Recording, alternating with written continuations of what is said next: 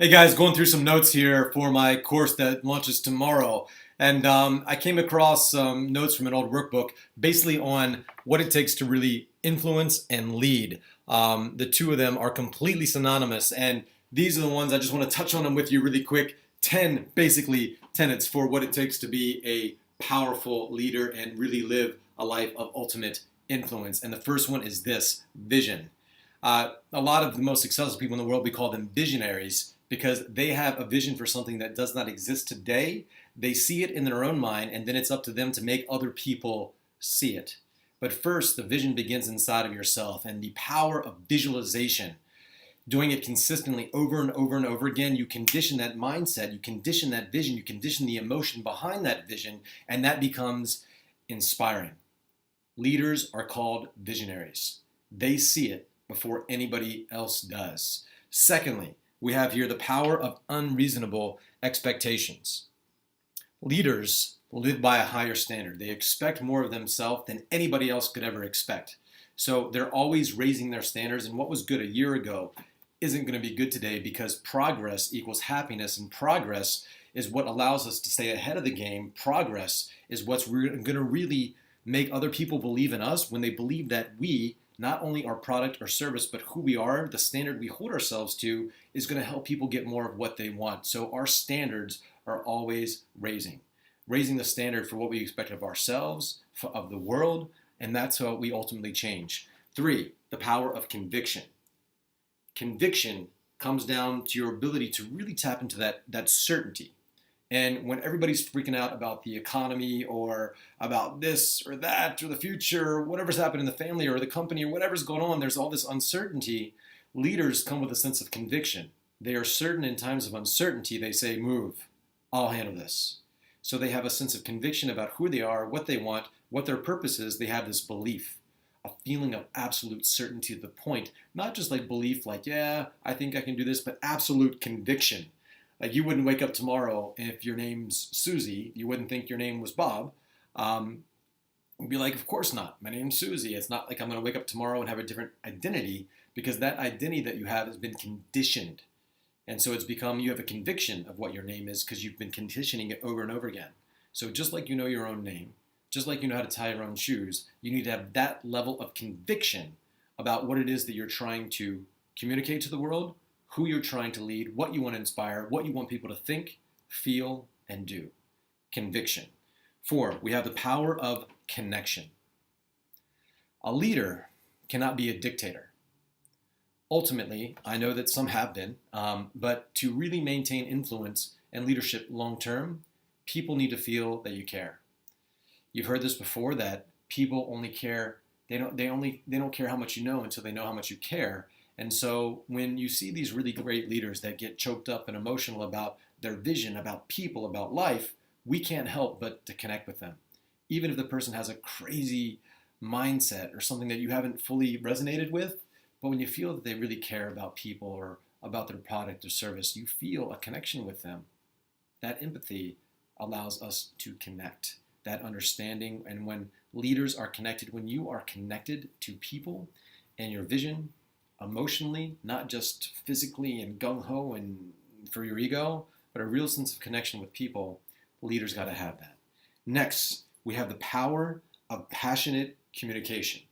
And passionate communication doesn't mean jumping up and down and yelling and screaming. Often that can push people away, but passionate communication is when it's just like it means so much. So you're not only connected, but you're passionately connected.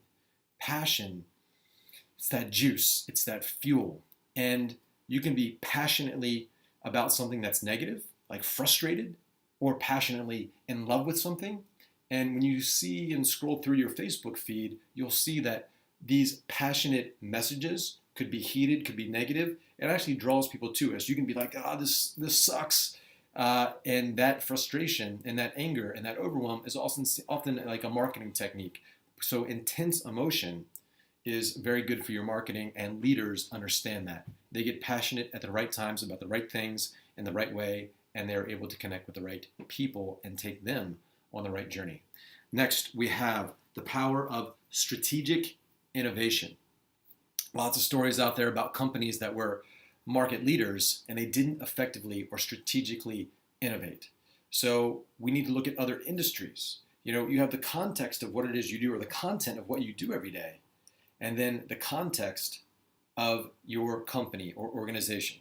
So there's kind of like the cup and what's inside the cup, and you could have a blue cup or a red cup or a clear cup. And so you take this water or whatever it is, the content that's in that cup, and sometimes you don't need to change the content, but you need to change the context, and that influences what's inside the cup. And so when you look at a industry that you're in, and you look at the best practices there and then compare it to the best practices of a completely different organization or team or company, even though it seems so unrelated, maybe you find there's something in their marketing, or there's something they're doing in their technology, there's something doing in their leadership. Leaders have the ability to strategically innovate by getting new voices, bringing on new people with different points of view.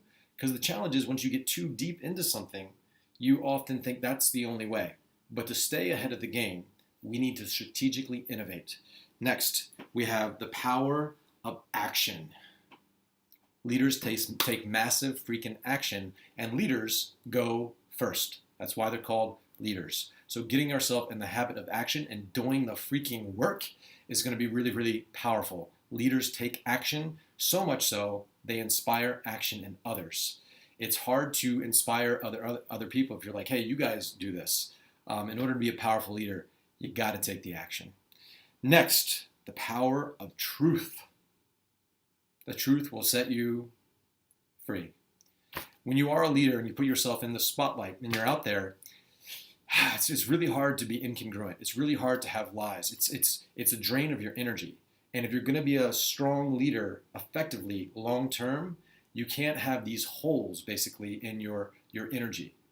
Battery's about to die, so I'm going to cut these last few really short. But tell the truth. Congruency is power, and congruency is when your words, your thoughts, your feelings, your identity, your beliefs, your goals are all in alignment. It's like an energy comes through you. Most people, their words are over here, their actions are here, their emotions are all over the place, and so they have this dissipation of their energy.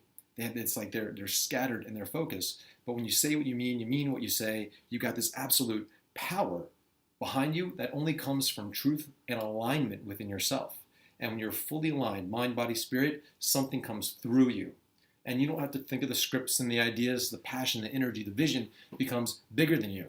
And the most successful people I've ever talked to, going back to that concept of being a visionary, they often say, I thank God or the universe for the message that used me. They don't get their egos in the way and said, I did it. They're like, wow, I thank God for this message that came through me. But that only comes when you're telling the truth, when you're living in alignment with who you are, what you believe. So you need to get absolutely clear about what that means for you if you're ever going to lead somebody else. Next, the power of character. I love this quote. I mention this a lot. Emerson said, who you are speaks so loudly, I cannot even hear what you say.